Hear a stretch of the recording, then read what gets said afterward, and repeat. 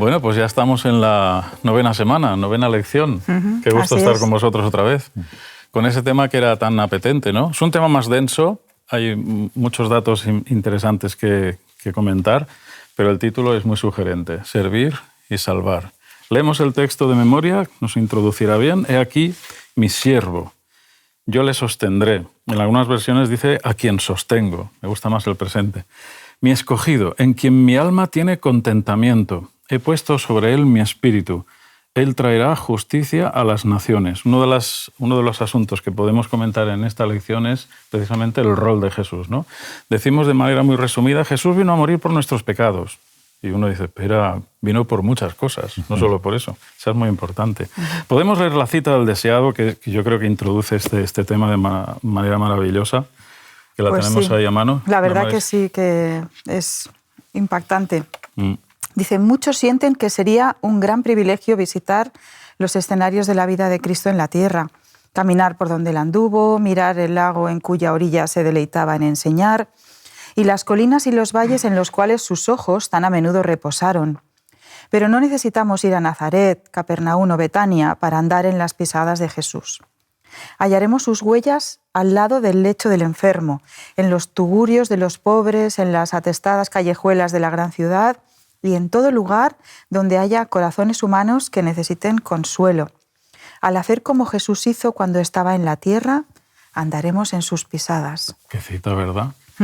Tenían que haberla leído antes de ir a hacer tanto gasto para ir... No, esto es broma.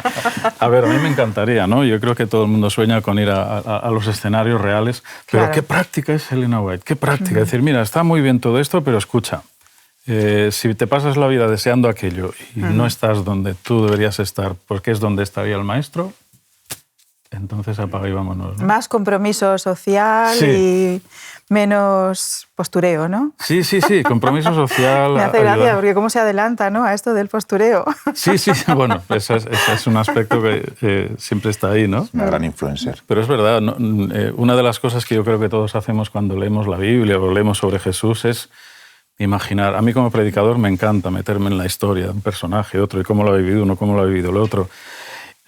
Como dice una vez dijo Roberto Badenas, pastor y profesor, buen maestro, a la Biblia le falta el play, ¿no? El play, que sí, nos deje ver el vídeo, cómo hablaba Jesús. Y uno cuando lee sobre Jesús se imagina, ¿no? Cómo lo diría, claro, cómo tal y cómo cual. Bueno, no está de más, claro que no, sí es bien bonito recrear nuestra mente en el Mesías y en lo que hizo y cómo se expresaba, pero luego ya es tan práctica y dices, bueno, esto está muy bien, pero andar en las huellas de Jesús, eso es el pan nuestro de cada día. El texto de Isaías 42, 3, 7, vale la pena que lo leamos también, acompaña bien la cita, nos dará parte de la inspiración que necesitamos. Dice, no romperá la caña que ya está quebrada, ni va a apagar la mecha que apenas está encendida. Él sí hará justicia. No se agotará ni se cansará hasta que implante la justicia en la tierra. Gente de naciones lejanas estará esperando su enseñanza. Esto dice el Señor Dios, quien creó y extendió los cielos. Él formó la tierra y lo que ella produce. Dio aliento a la gente que vive en ella y vida a los que por ella transitan. Yo, el Señor, te he llamado a hacer lo que es justo. Te he llevado de la mano y te he protegido. Te he destinado a ser el mediador de un pacto con la humanidad, a ser luz de las naciones, a abrir los ojos a los ciegos, a sacar a los prisioneros de las cárceles, a liberar de la prisión a los que viven en la oscuridad. Pues impresionante. Estos textos vienen en lecciones posteriores que podremos comentar un poco más ampliamente, pero el programa, ¿no? El programa del ministerio de Jesús está aquí trazado. La lección entra en detalles sobre el siervo individual, anónimo, un poquito porque se va jugando con la realidad de la historia, del momento, con lo que va a venir después con Jesús. Pero destaca cosas que son aplicables incluso a Ciro, que vamos a hablar de él, pero que Jesús cumpliría ampliamente en su ministerio. Por ejemplo, vamos a hacer un repasito, que esto es la parte, digamos, más densa.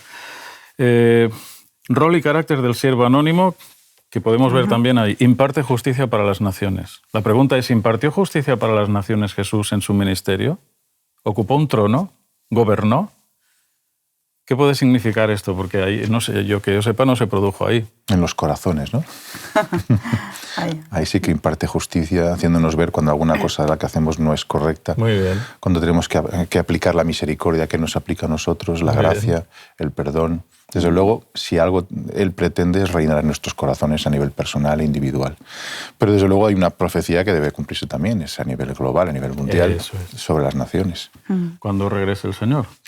Que imparte justicia, pero lo identifica en Isaías 42, 1 al 7, mi siervo, mi elegido. No gritará ni alzará la voz.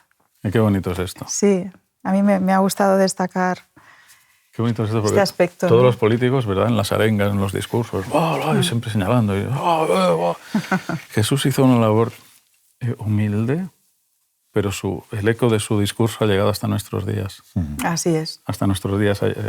Estas semanas pasadas yo citaba aquel libro que me impactó tanto, 1000 opiniones sobre Cristo. Hay que ver cómo la figura de Jesús ha impactado a lo largo de la historia. Es que realmente la historia se ha dividido en dos y nadie puede negar el personaje de Jesús, lo que hizo y prestarle un momento de admiración, aunque sea desde otro presupuesto ideológico, ahí está esa admiración por la persona, ¿no? Parece increíble. Cuando venga el Señor, efectivamente, la justicia para las naciones pues se establece. Hay un antes y un después en la historia de la segunda venida, ¿no? Cumple sus objetivos en silencio, ¿ves lo que tú decías? Y con mansedumbre, pero con éxito. Es un maestro. Jesús nos enseña cosas. No solo, bueno, las que más nos enseña es sobre el Padre y sobre cómo el Padre entiende que debemos vivir la vida, que es lo que Él personifica, ¿no? Sirve como un pacto entre Dios y el pueblo. Qué bonito esto porque eso es estremecedor. Jesús resucitado, ¿no? Dices, ya en su forma divina sigue siendo Dios, nunca dejó de serlo, pero no en su forma divina, en su forma divina contenida en un cuerpo humano. Esto es... No sé si algún día a mí se me abre una puerta ahí que me hace poner la piel de gallina. Que Cristo conserve esa forma humana por toda la eternidad me parece que es un privilegio para nosotros. Es como decir, os quiero tanto que jamás quiero que olvidéis lo que he hecho por vosotros. Este voy a ser yo para siempre. Es muy emocionante.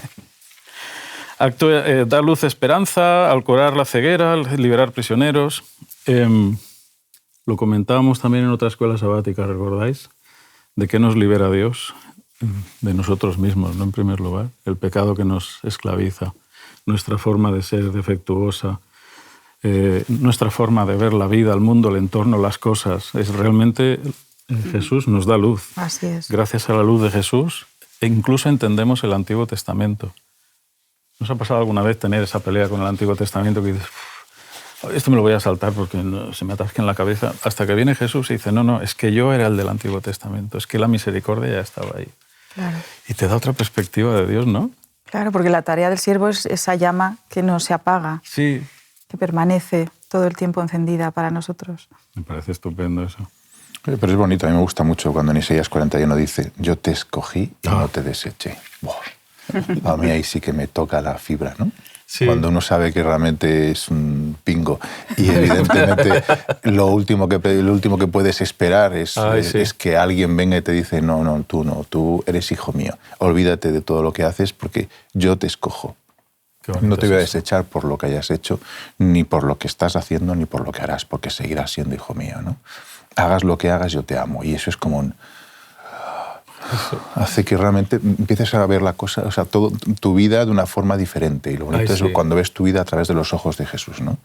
Te ves con ese amor capaz de perdonar, capaz de, a pesar de lo que hayas hecho, decirte yo te escojo. Te escojo porque eres hijo mío, te escogí incluso antes de haber nacido, yo te hice. Así que te he escogido, ¿quién mejor que yo? Claro, nos puso nombre, nos dio identidad. Me encanta, me encanta. Qué bonito, ¿verdad? Porque compagina muy bien la descripción del ungido o del siervo anónimo con Jesús. Nuestro propio llamado está ahí también, a pesar de, ¿no? Sí, señor. Eso es grandísimo. Y cuando luego dice, no temas, porque yo estoy contigo, es como, bueno, sí, pero vale, de acuerdo, yo acepto ese llamado, muy bien, ¿y ahora qué? ¿Y ahora qué?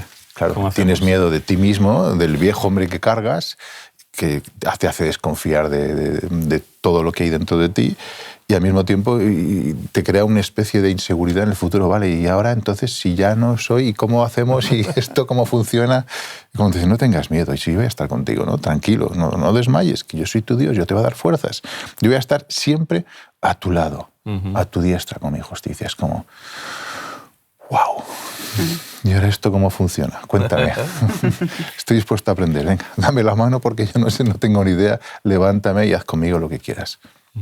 Es precioso, ¿no?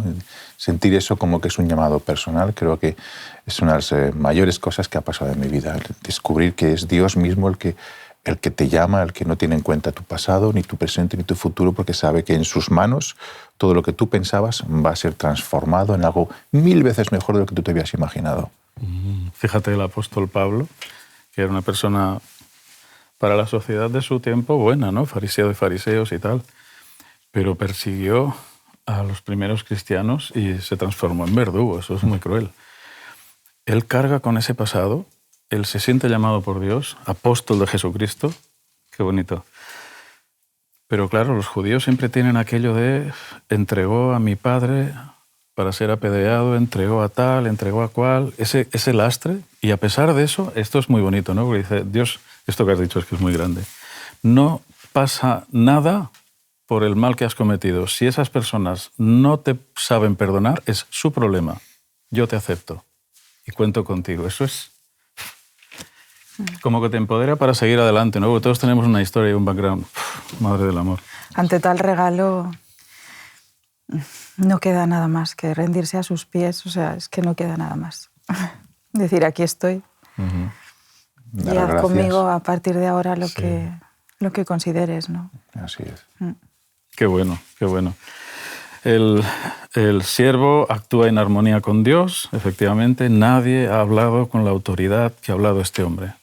Elena White dice que no solo era por su vida coherente, sino también por la forma como se expresaba. Esto es un aspecto que me ha gustado a mí descubrir desde la homilética, la forma como él empleaba las palabras, la cadencia de la voz, el tono, el ritmo, la solemnidad con la que se expresaba cuando hablaba de su padre. Eso, claro, nadie ha hablado con ese amor tampoco, ¿no? Con esa me parece estupendo. Imparte justicia, pues sí, no es que Jesús se dedicara... Fíjate, Jesús no emprende una campaña para decir vamos a abolir la esclavitud, es que no era el tiempo.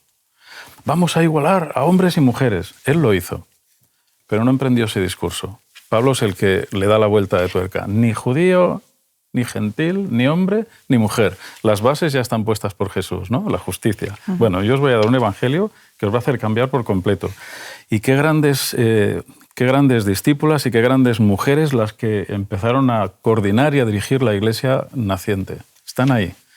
Y algunos a veces no han querido ver esas mujeres ahí y han entendido que el nombre que se daba era de hombre, no de mujer. Porque a veces, ¿sabes?, el masculino y el femenino. Y ha habido ahí un torcimiento, a veces intencional, para no terminar de ver algunas mujeres que están ahí. No, esto es nombre de hombre. Curioso, ¿eh? Ese es un dato. Sí. Liberación para los oprimidos. ¿Qué decir? La injusticia... Una de las cositas más bonitas que hizo la Iglesia fue atender, ¿no? Que los apóstoles decían, ¿no?, los huérfanos y las viudas. Esa parte de la sociedad en su época que quedaba desprotegida. Desamparada, ¿no? Sí. Totalmente. ¿Qué es una mujer sin marido en aquella época? Una mujer tirada a la calle. Totalmente, sí. Me parece que no tiene importancia, pero ese sentido de la justicia, de la igualdad, de la inclusión, ¿no?, que son términos muy modernos ahora, están ahí para que no hayan abusos, etcétera. Imparte sabiduría y conocimiento de Dios. Insistimos, si no es por Jesús, yo no entiendo nada de la Biblia. Pues puedo ser un poco exagerado. En el Antiguo Testamento hay muchas cosas bonitas, pero sin Jesús, el Antiguo Testamento no tiene razón de ser, porque todo él apunta a Jesús. Así es. Ejerce una pedagogía magistral. Absoluta. En su enseñanza de todo, ¿no? De cómo son las cosas. Como toda la metodología que él utiliza para llegar hasta nosotros es magistral. O sea, poniendo el tilde sobre la i en aquellas cosas que a lo mejor han sido malinterpretadas en el Antiguo Testamento, oísteis que fue dicho, pero yo os digo, esto es lo que queríamos decir, ¿no? Y si viene para aclarar, pues si había alguna duda, pues si alguien había puesto un dogma donde no correspondía, él le da la punta. Interesante. Además, ¿verdad? es una metodología que ejemplifica sobre él mismo, ¿no? Sí. no está utilizando a nadie externo, sino que es sobre él mismo, el siervo. Pues eso es buenísimo. A veces a Jesús lo han puesto como una persona revolucionaria y vamos, cuando todos estudiamos la palabra nos damos cuenta de que Jesús solo atacó las normativas humanas que fomentaban la hipocresía y no dejaban crecer a la persona como tal. Que se alejaba de las formas exteriores vacías de contenido y que potenciaba el verdadero crecimiento. Pablo lo entiende muy bien en 1 Corintios 13. ¿Cuánto puedo tener? ¿Cuánto puedo saber? ¿Cuánta posición social y cuántas cosas buenas incluyo? ¿Para qué me sirve si no tengo amor, ¿no? Ahí Jesús hace como decías, una pedagogía muy saludable, ¿no? Muy saludable. Práctica. Nos pone en el camino. Práctica. Práctica. Sí, increíble. Luego tenemos también al Mesías persa, ¿no? Porque, bueno, esta parte es interesante, aunque puede... porque habla de profecía. Una de las experiencias más bonitas que podemos vivir cuando estudiamos la Biblia con una persona, a mí me ha ocurrido, supongo que a vosotros os puede haber ocurrido también, empiezan sin mucha confianza en la Biblia, incluso algunos ateos, y cuando tú argumentas, cuando tú explicas, cuando dices, mira, esto se escribió en tal época, ¿se puede demostrar? Sí, tal. Bueno, ¿por qué? Razones. Vale, bueno. Y esta persona anunció que vendría esto. ¿Puede ser casualidad? Sí, no, mira, pero es que hay tantos detalles, hay tantas evidencias. Entonces, la profecía pone la base para la creencia, ¿no? La palabra profética asegura que da ese punto de duda al incrédulo que dice... Vamos a ver, es que, vale, Nostradamus puede haber acertado, no, puedes hacer muchas interpretaciones de lo que dijo Nostradamus, ¿no? Para ver si casa con la realidad, pero es que la Biblia es tan concreta a veces. Entonces, la profecía es importante. Está bien que esté en esta lección también, porque Ciro fue profetizado y se le llama ungido. ¿A quién se llamaba ungido? A los reyes, a los profetas, a los sacerdotes, al sumo sacerdote. No era algo que se diera a todo el mundo, pero era un poco el tipo, ¿no? Y Ciro sabía que hacía la voluntad de Dios, estaba haciendo lo que el Señor había anunciado que haría por su pueblo. 146 años antes. Sí. Es muy curioso, ¿no? Es increíble. 146 años después de la muerte de Isaías. Y además la profecía se adelanta 1 siglo y medio a su cumplimiento. Es impresionante. Es impresionante. ¿No se abre esto una puerta a la reflexión? Fíjate, si nosotros ahora tuviéramos que hacer una elección de los 12 apóstoles, o un consejo de iglesia tuviera que hacerlos, desde luego ninguno de los que eligió Jesús entraría, por varias razones. Es que no tienen preparación, es que son más vastos que el esparto, es que... son muy impulsivos. Son muy impulsivos, muy jóvenes. Es que este es un reaccionario, es que este es un traidor al pueblo republicano. No hubiera pasado el filtro ninguno, ¿no? Siempre tenemos etiquetas. Sí. Para todos, ¿no? Y Ciro, que es un rey ajeno a la cultura y a la religión israelita, hebrea, ungido. ¿Cómo nos quedamos, no? Voy a decir esto a ver cómo el Espíritu Santo usa a quien le da la gana. O sea, nosotros no tenemos criterio para decirle a Dios, este sí, este no. Porque siempre nos va a sorprender. Y cuando a Ciro se le dijo que él había sido anunciado en la profecía, tú imagínate la impresión que debía hacerle, ¿no? Y por su nombre, además, no es que... Y estaba cumpliendo...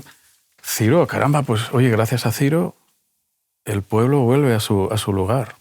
Reconstruyen la muralla, empiezan ahí las obras para la libertad. O sea, Ciro cumple ahí una liberación que también cumple el Mesías, ¿no? La liberación del cautiverio. Es extraordinario. A mí me parece muy chulo que esto esté aquí, con perdón de la palabra, que es como muy coloquial, ¿no? Y haciendo ese pequeño espacio. En cuántas ocasiones nosotros, ¿no? Por nuestros dogmas humanos, hemos pretendido dirigir al Espíritu Santo hacia un sentido o hacia el otro. Pero ¿cómo vamos a bautizar a esta persona? Sí. Y dices, pero vamos a ver, si esta persona siente en su corazón el deseo de bautizarse, ¿quién soy yo para decirle que no se entregue al Señor? No, tú no puedes, todavía no eres suficientemente perfecto. Igual algo está fallando, ¿no? En esa interpretación. Es complicado a veces, ¿no? Y entonces, que a veces por miedo a preservar una pureza global, lo que estamos es haciendo aislar al Espíritu Santo para que no trabaje dentro de ese colectivo. Entonces es complejo a veces encontrar el equilibrio exacto para decir cómo, como líder, cómo puedo preservar en la medida de lo posible esa pureza y al mismo tiempo no excluir al Espíritu Santo de los mensajes que tenga que darnos, ¿no? Entonces, buscar el equilibrio yo creo que solamente se busca de rodillas. Pues estamos acostumbrados a cuestionar los liderazgos siempre, ¿no? La persona, sobre todo, que nunca ha sido líder o que ni lo ha pensado, a lo mejor porque está en otro proceso de su vida, pues se plantea y se cuestiona todo el tiempo lo que se hace. Y está bien, y de hecho hay que hacerlo, porque entramos en ese punto de reflexión donde tenemos que cuestionarnos. Pero el líder normalmente tiene una visión mucho más amplia de todo lo que pasa, del conjunto, y yo, pues comparándolo con esta visión, puedo imaginar un poquito la visión completa de Dios respecto al futuro, además. O sea, aquí trabajamos ya con el espacio-tiempo. Y ahí sí que nos perdemos los seres humanos, porque, claro, el Señor tiene esa capacidad de poderse anticipar y preparar. Preconocimiento. Sí, claro, sí, preconocimiento. Y eso ya lo que nos está pidiendo es una apertura de miras y de mente, ¿no? Solo con este tema podríamos estar otro trimestre, ¿no? Sobre los prejuicios humanos y cómo trabaja Dios. Quiero señalar, porque esto a mí me ha chocado mucho, porque yo nunca había tenido reflejado en la Biblia un pensamiento de Cristo interior. Y estudiando Isaías, digo, uy, espérate, ¿qué dice aquí? Isaías 49, 1 al 12, el versículo 4, me ha impactado mucho, porque está hablando, bueno, además la lección lo identifica bien, estamos hablando del siervo, del Mesías, estamos hablando de la humanidad doliente del Mesías, y en el versículo 4 dice, pero yo pensaba, en vano he trabajado, en viento y por nada. He malgastado mis fuerzas. Sin embargo, mi causa la llevaba el Señor. Mi recompensa dependía de mi Dios. Como que no terminamos de ver al Jesús doliente en Getsemaní.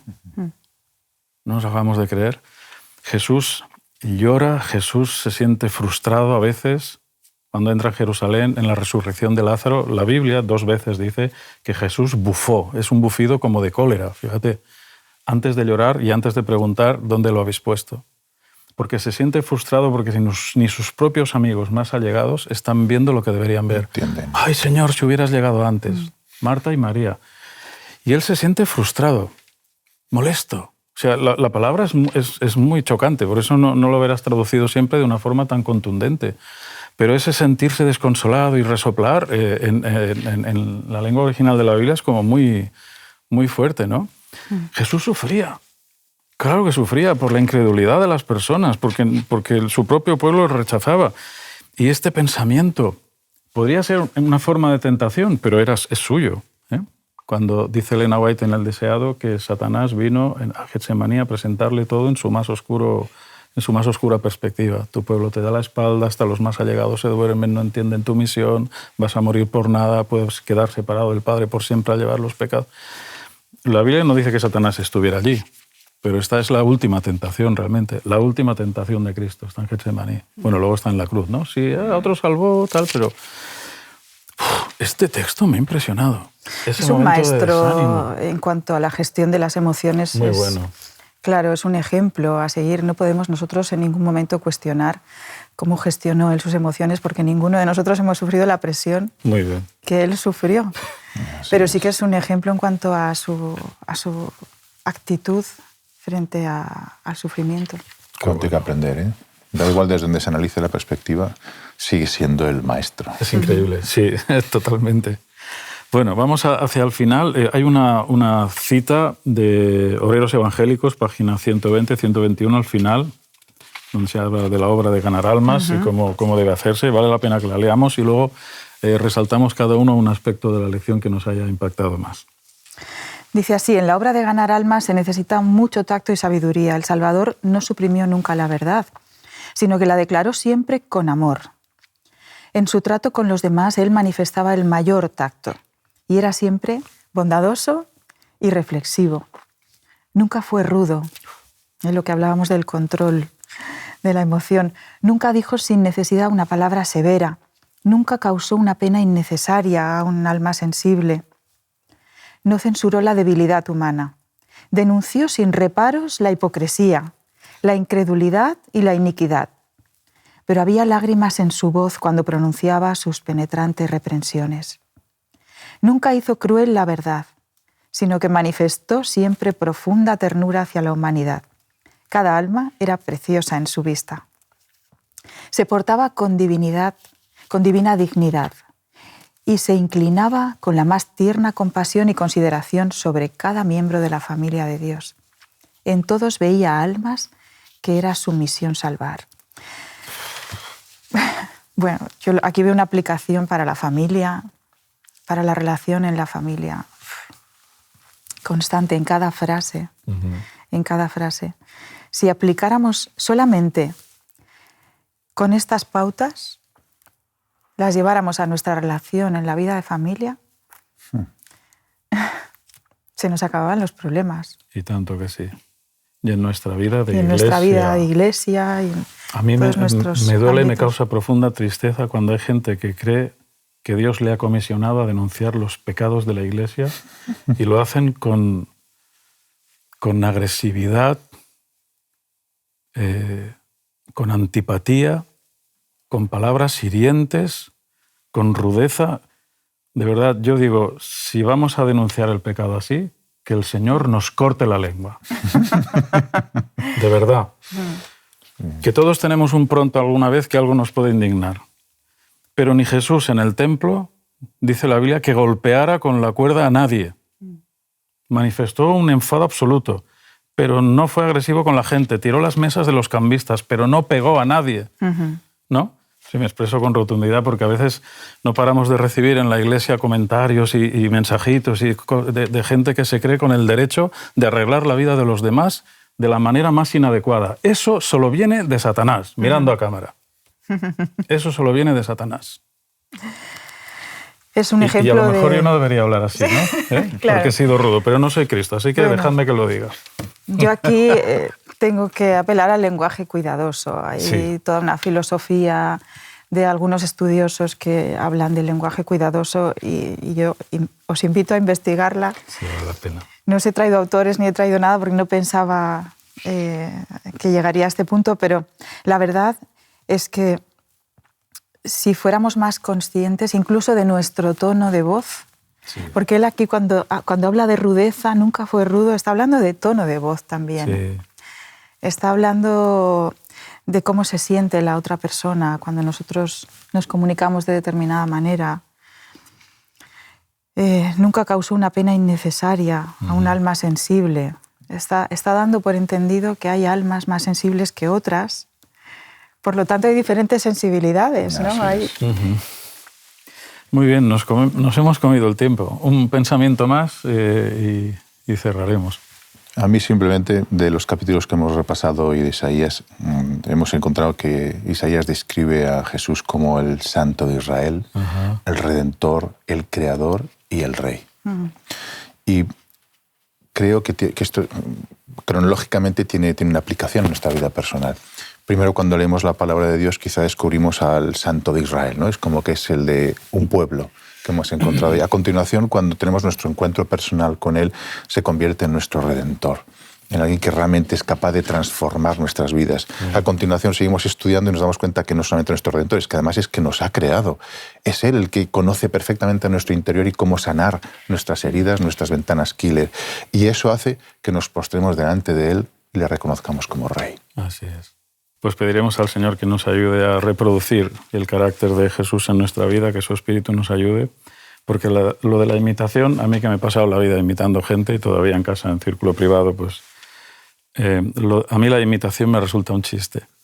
Entonces yo imitar a Jesús no puedo. Pido al Señor que me ayude a reproducir su carácter en mi vida, que no es fácil. Muchas gracias. Ha sido una lección densa, ¿verdad? Había mucho contenido, pero creo que con la ayuda del Señor hemos podido expresar lo más importante. Gracias de corazón. Ha sido un placer de nuevo. Semana que viene, lograr lo impensable. Bueno, no está mal el título. Suena bien. Suena bien. Te invitamos a tener una experiencia más allá del sábado, convirtiendo tu unidad de acción en una iglesia hogar, donde la Biblia, la oración intercesora, la fraternidad y la testificación sean vuestro estilo de vida. Así experimentaremos un poder renovador en la iglesia y en el cumplimiento de la misión. Que Dios te bendiga.